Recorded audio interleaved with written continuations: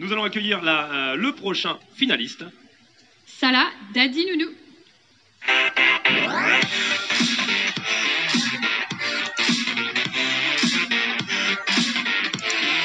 Du laboratoire technique de l'informatique et de la microélectronique pour l'architecture des systèmes intégrés, avec la thèse intitulée Test et fiabilité des réseaux de neurones à impulsion basés sur des mémoires émergentes. Ça va? Ça va très bien. J'ai une question pour vous. Si vous aviez un mot qui définisse cette journée. Une phrase. Une phrase, allez-y. Sortir de sa zone de confort. Sortir de sa zone de confort. Très bien. C'est vrai que là, on sort de sa zone de confort. Vous allez avoir 180 secondes, rien que pour vous, Salah. Je vous laisse, on va vous donner le top départ. Est-ce que vous êtes prêts? Oui, je suis prêt.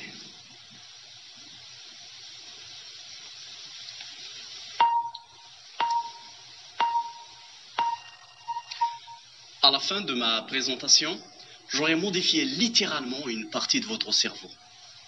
Waouh! Comment est-ce possible? Voici comment. Votre cerveau est constitué de neurones, quelques 100 milliards de neurones qui sont connectés entre eux dans un réseau ultra complexe. Tenez-vous bien, 1 million de milliards, le chiffre 1 avec 15 zéros derrière, c'est le nombre de connexions que vous pouvez avoir entre les neurones. On appelle ces connexions des synapses, des connexions qui se créent quand vous apprenez une nouvelle information et qui disparaissent quand vous l'oubliez.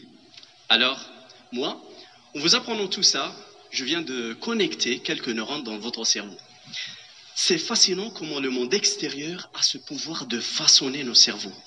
Plus fascinant encore, vos synapses se mettent à jour en permanence. C'est le principe de la plasticité. Mais le plus important de tout, votre cerveau consomme très peu d'énergie. Allons maintenant nous pencher sur un autre domaine, celui de l'intelligence artificielle.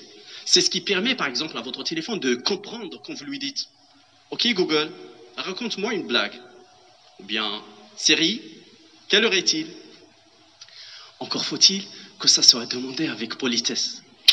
C'est important.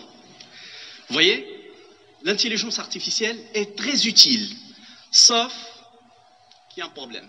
Et il faut qu'on en parle. Oui, on est à Grenoble, capitale verte européenne. L'empreinte carbone. En effet, les algorithmes de l'intelligence artificielle sont énergivores. Ils consomment beaucoup, mais vraiment beaucoup d'énergie, car ils doivent être entraînés massivement dans des centres de calcul avant d'arriver chez vous.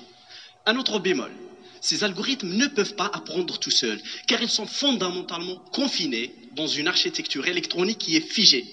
Pas de plasticité comme dans le cerveau.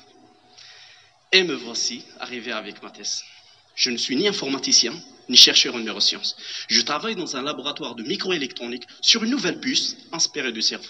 Concrètement, on teste la fiabilité des dispositifs magnétiques qui sont utilisés comme des synapses. Quoi? Synapses magnétiques? Oui, vous l'avez bien entendu.